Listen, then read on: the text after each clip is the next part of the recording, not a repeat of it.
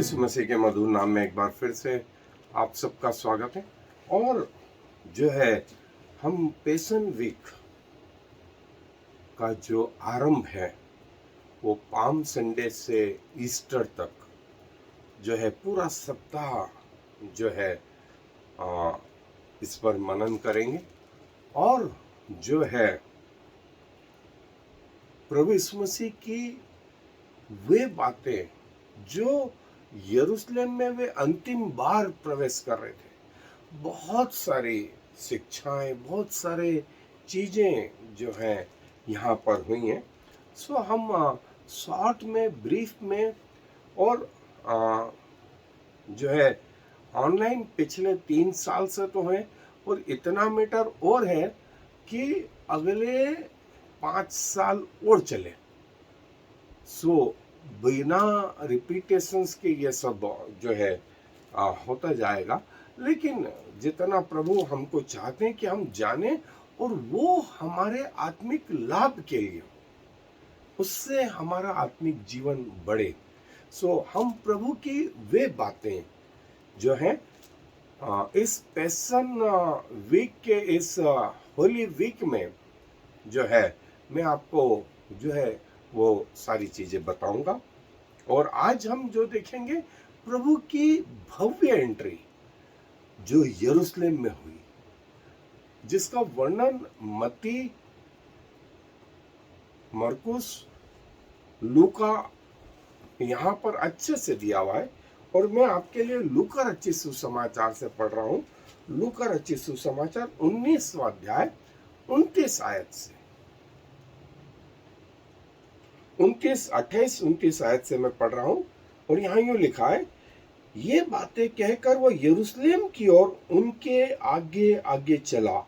और जब वह जैतून नाम पहाड़ पर बैतफगे और बैतनिया के पास पहुंचा तो उसने अपने चेलों में से 2 को यह कह के भेजा कि सामने के गांव में जाओ और उसमें पहुंचते ही गधी का बच्चा जिस पर कभी कोई सवार नहीं हुआ बंधा हुआ तुम्हें मिलेगा, उसे खोल कर लाओ। और यदि कोई तुमसे पूछे कि क्यों खोलते हो तो ये कह देना कि प्रभु को इसका प्रयोजन है। जो भेजे गए थे उन्होंने जाकर जैसा उसने उनसे कहा था वैसे ही पाया। और जब वे गधे के बच्चे को खोल रहे थे तो उसके मालिकों ने उनसे पूछा, इस बच्चे को क्यों खोलते हो? उन्होंने कहा, प्रभु को इसका प्रयोजन है। वे उसको यीशु के पास ले आए और अपने कपड़े उस बच्चे पर डालकर यीशु को उस पर सवार किया। और जब वह जा रहा था तो वे अपने कपड़े मार्ग में बिछाते जाते थे। और निकट आते हुए जब वह जैतून पहाड़ के ढलान पर पहुंचा तो चेलों की सारी मंडली उन सब सामर्थ के कामों के कारण जो उन्होंने देखे थे आनंदित होकर बड़े शब्द से परमेश्वर की स्तुति करने लगी कि धन्य है वह राजा जो प्रभु के नाम से आता है, स्वर्ग में शांति और आकाश मंडल में महिमा हो। तब भीड़ में से कितनों फरीसी उससे कहने लगे, हे गुरु अपने चेलों को डांट। उसने उत्तर दिया कि मैं तुमसे कहता हूं कि यदि ये चुप रहे तो पत्थर चिल्ला उठेंगे। सो प्रभु का ये दिन जब उन्होंने यरूशलेम में प्रवेश किया तो अब की बार अंतिम समय था और बहुत सारी चीजें जो हैं घटित हुई। प्रभु ने कहा, सामने के गांव में जाओ और वहां तुम्हें गधी का बच्चा बंधा हुआ मिलेगा जिस पे कभी कोई सवार नहीं हुआ। यहां नहीं आया, लेकिन ऐसा कहा जाता है कि प्रभु ने शायद उसके मालिकों को कहा कि कल 2 व्यक्ति आएंगे, ये पूछेंगे गधी के बच्चे को खोल रहे हैं। ये आदमी सुबह से बैठा हुआ देखता, और जब वे आए खोलने लगे तो दौड़ के गया, भाई क्या हुआ? उन्होंने कहा, इसे क्यों खोलते हो? उसने बोला। तो उन्होंने कहा कि प्रभु को इसका प्रयोजन, खुशी से, क्योंकि वो आत्मा की अगुवाई में जो है, ये वचन यहां नहीं आया, लेकिन ये प्रभु के स्कॉलर्स बोलते हैं। सो वैसे ही और बहुत सारी बातें हैं। गधी के बच्चे को ऊपर उन्होंने कपड़े डाले, प्रभु को बिठाया, और जब प्रभु बैठ गए तो वो गधी के बच्चों के सामने कपड़े और खजूर की डालियां डालने लगे। वो गधी का बच्चा उन पे चलता रहा, प्रभु उस पे बैठे रहे। गधी की वैल्यू क्यों हुई? क्योंकि प्रभु उस पे बैठे थे। दूसरे दिन वही गधा उधर वापस से गया, देखा आज कुछ नहीं हो रहा है, आज कुछ नहीं। हम वो व्यक्ति हैं जो अपने आप में जीरो है, जीरो है। वैल्यू इसलिए है क्योंकि प्रभु हमारे ऊपर बैठा हुआ है। प्रभु हमारे ऊपर बैठा हुआ है तो गधी की वैल्यू है। हम वो गधी है कि बच्चे के समान बने। सो इसके बाद कहां गया प्रभु? यरूशलेम। और बहुत सारी घटनाएं इस दिन हुई, जिसे हम, जैसे मैंने कहा कि एक आउटलाइन के रूप में मेरी कोशिश होगी कि आपको ये बताऊं। सो आए मेरे साथ अध्ययन पे चले। सो जो महत्वपूर्ण दिन है, इसे हम पाम संडे के नाम से जानते हैं, खजूर का रविवार। और ये वो रविवार है जिसमें मसीह लोग जो है वो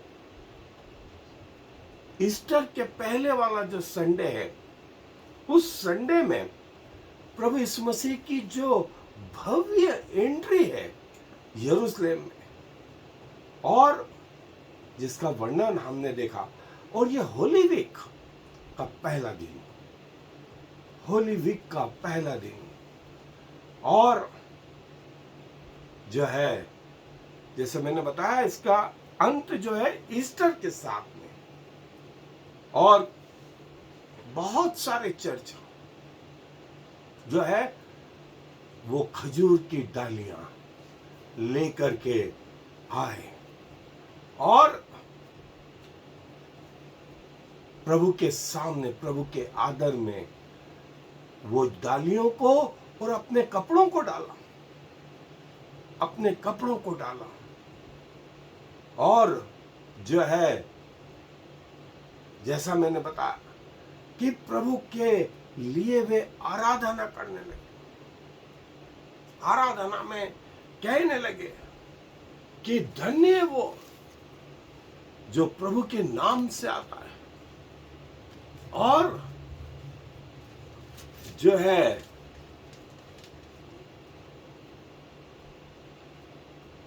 स्वर्ग में शांति, आकाश मंडल में महिमा हो। तब भीड़ में से कितने फरीसी उससे कहने लगे, हे गुरु अपने चेलों को डांट। उसने उत्तर दिया कि मैं तुमसे कहता हूं कि यदि ये चुप रहे तो पत्थर चिल्ला उठेंगे, तो पत्थर चिल्ला उठेंगे।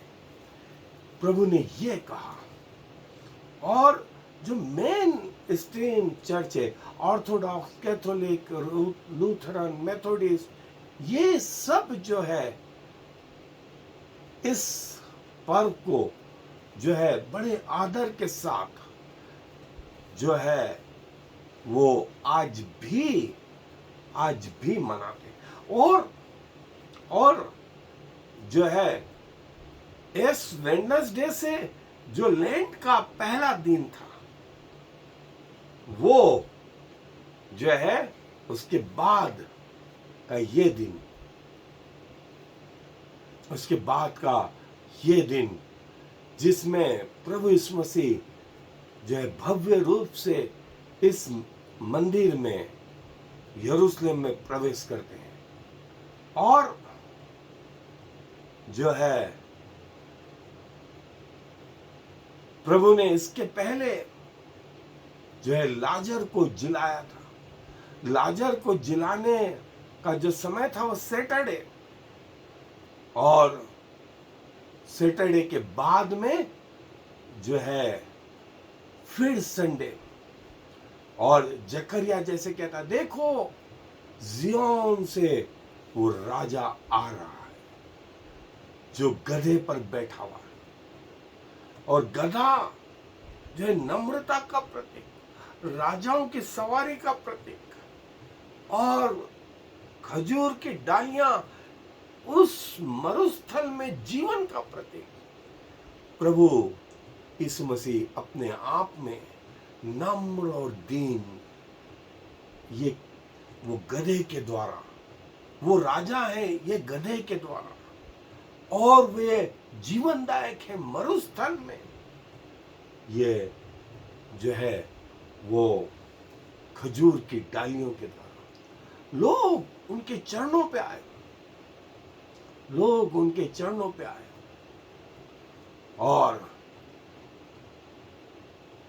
जैसा मैंने बताया कि जो गधा था वो नम्रता को, शांति को, वो राजा होने को प्रकट करता।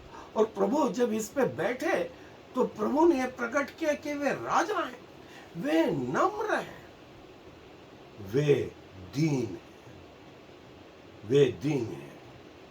और खजूर की डालियां कि वे मरुस्थल में जीवन है, वो मरुस्थल में जीवन है। और जो है जब मरुस्थल के व्यक्ति ऊपर चील को और नीचे जो है खजूर को देख लेते तो उनको मालूम था कि आसपास कहीं ना कहीं पानी है, कहीं ना कहीं जीवन है, और वे दौड़ पड़ते थे।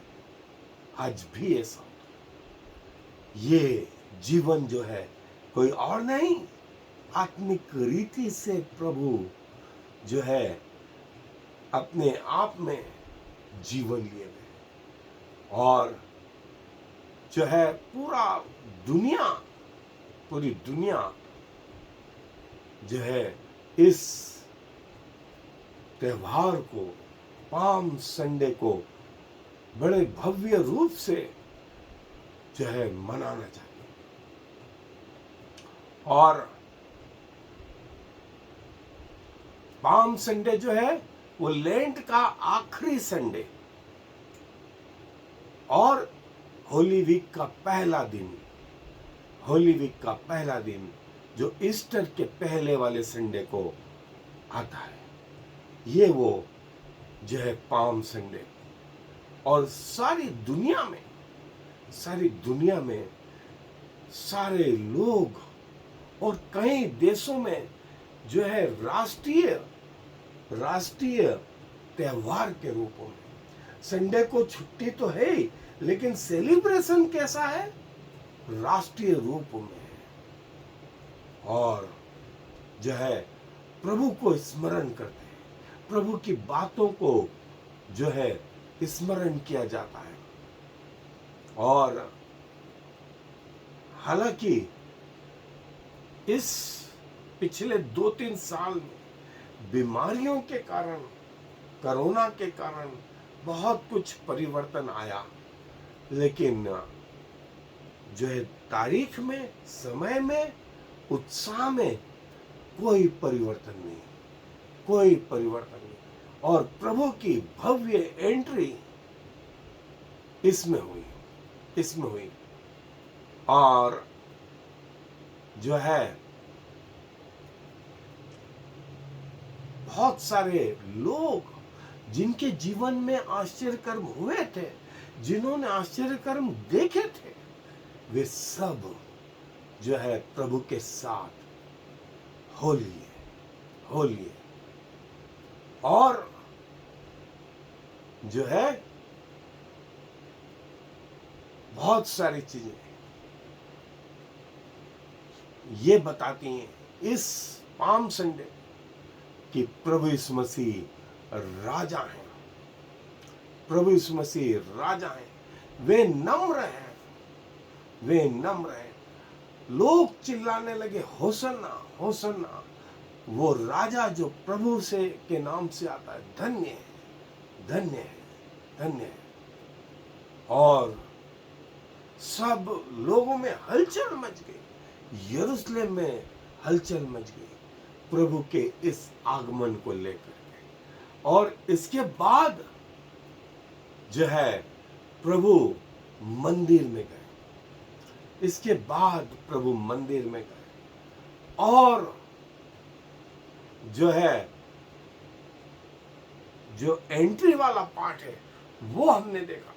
फिर जो मंदिर वाला पार्ट है वो ये कि उन्होंने जो मंदिर में परमेश्वर के नाम से बिजनेस कर रहे थे उन सबको वहां से निकाल दिया, भगा दिया, उनके पिंजरे खोल दिए, उनकी जो है टेबलें उलट दी और कोड़ा लेकर के प्रभु ने यहाँ से वहां तक सफाई के इस अभियान में और कहा कि पिता ने कहा है मेरा घर प्रार्थना का घर कहलाएगा, लेकिन तुमने उसे डाकुओं की खो बना दी। परमेश्वर के नाम से बिजनेस शुरू हो गया।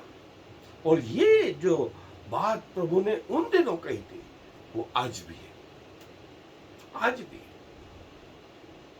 होली वीक के नाम से बिजनेस, पाम संडे के नाम से बिजनेस, क्रिसमस के नाम से बिजनेस, न्यू ईयर के नाम से बिजनेस। और ऐसा कहा जाता है कि नवंबर एंड से दिसंबर में इतनी बिक्री होती है कि वो अगले 11 महीनों में नहीं होती, इतनी खरीदारी होती है। क्यों? क्रिसमस, क्रिसमस और पाम संडे, इसका महत्व बहुत ज्यादा है। इसका इस होली वीक में लैंड में जो है महत्व बहुत ज्यादा है, लेकिन लोगों के पास समय नहीं है। और मात्र पाम संडे के बाद में सारे दुख के दिन गुड फ्राइडे तक, और सिर्फ एक ही दिन मिला, वो है ईस्टर। ईस्टर जब प्रभु जीवित हो गए, ये वो पाम संडे जो प्रभु के दीनता को बताता है, प्रभु की भव्य एंट्री को बताता है। और हमने एंट्री वाला पार्ट देखा, होसन्ना के नारे लगाए गए जो स्वर्ग तक पहुंचे, जो स्वर्ग तक पहुंचे। और ये जो है सारा संसार, 450 करोड़ लोग पाम संडे का सेलिब्रेशन, पाम संडे का सेलिब्रेशन, प्रभु के आगमन का जो है भव्य स्वागत, भव्य स्वागत। बच्चे, बुजुर्ग, जवान, माताएं, बहनें, सब कोई जो है उसके साथ में, उसके आगे, उसके पीछे लोगों ने अपने मार्ग में जो खजूर के पेड़ थे उनकी डालियां काट काट करके उसके सामने डाली। अपने जिनको डालियां नहीं भी मिली, अपने कपड़े डाले कि प्रभु का ऐसा सम्मान करें। और आवाज, नारे लगाए, नारे लगाए, नारे लगाए। और कई लोगों को नारों से तकलीफ हुई, सदूकी और फरीसियों को। उन्होंने प्रभु से कहा कि रोक, इनको रोक। प्रभु ने कहा कि नहीं, यदि ये चिल्लाना बंद करेंगे तो पत्थर चिल्ला उठेंगे, पत्थर चिल्ला उठेंगे। ये होसन्ना के नारे लगाने दे। ये बच्चे, ये जवान, ये बुजुर्ग सब प्रभु के सामने घुटनों के बल आ गए, अपने अपने कपड़े लेकर के। ये वो पाम संडे, ये वो पाम संडे। जीवन के बारे में, नम्रता के बारे में, होसन्ना के बारे में, नारों के बारे में और बहुत सारी चीजें जो है इस पाम संडे पर। ये वो जगह जहां प्रभु पहुंचे, जहां से उन्होंने जो है वो ऊपरी भोजन किया। इसके बाद में, उसके पहले जहाँ जो प्रभु पहुंचे वहां आज भी वो चर्च है। और यहाँ से लोग इकट्ठा होकर के जो है यरूशलेम में आज भी प्रभु के वो चले हुए रास्तों पर जो है उत्सव मनाते हुए चलते।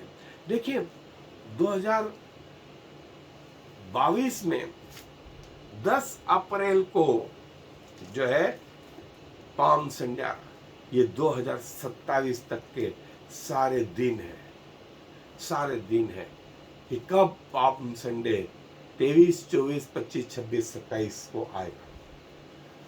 ये वो जगह जहां से जुलूस के रूप में सारे लोग निकलते हैं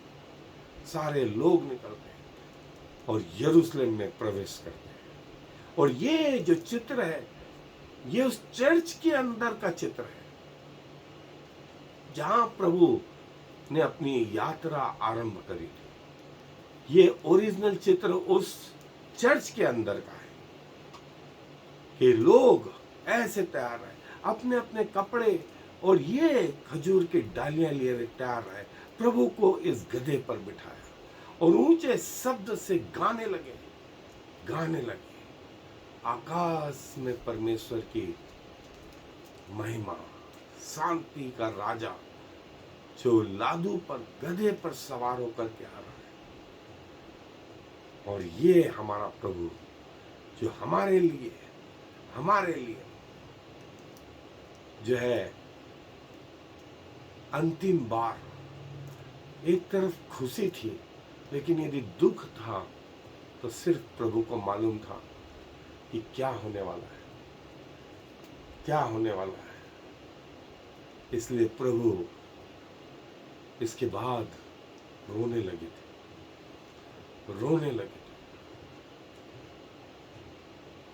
क्योंकि उनको मालूम था कि क्या दुख आ रहा है। सारे लोग खुशी में थे लेकिन दूसरा पहलू ये था, प्रभु के आंसू बहने लगे थे क्योंकि प्रभु को मालूम था कि यहाँ उनकी मृत्यु होने वाली। सो दोस्तों, हम भी प्रभु के सामने आते हैं और अपने आप को धन्य समझते हैं कि प्रभु हमारे खातिर इस पृथ्वी पर आए। प्रभु अपने वचन पर आशीष दे। आइए दुआ में अपने सरों को प्रभु जी धन्यवाद देते हैं, आप हमारे जैसे लोगों के कारण इस पृथ्वी पर आए। और प्रभु जब वो अंतिम समय आया, यरूशलेम में प्रवेश कर रहे थे आप, तो प्रवेश करते समय आप रो दिए। दुनिया खुशी मना रही थी, वो भव्यता, उन्होंने अपने कपड़े डाले, खजूर की डालियां डाली, आपको उस गधी पर बिठाया, सारी चीजें। यदि ये पॉजिटिव चीज थी तो नेगेटिव ये था, दुखी क्षण ये था कि आपको मालूम था कि ये अंतिम बार मैं यरूशलेम में जा रहा हूँ तो लोग मुझे मार डालेंगे। इसीलिए जब आपने यरूशलेम को देखा आप रो पड़े। प्रभु क्या कहें ऐसी दया के लिए जो जीवन से भी उत्तम है। 1000 बार नहीं प्रभु, लाख बार आपके सामने झुकते। जब तक जीवन है प्रभु, आपके प्रति वफादार रहें, आपकी आराधना करते पाए जाए। और यदि आज रात आप आ जाएं या हम मृत्यु को प्राप्त हो तो हम आपके साथ जाने वाले हो सके। क्योंकि सारा आदर आपको देते हुए इस विनती को प्रभु यीशु मसीह के नाम से मांग लेते हैं। आमीन। I am the Lord. There is no other God. I have prepared you even though you do not know me. So all the world from east to west will know there is no other God. I am the Lord, and there is no other.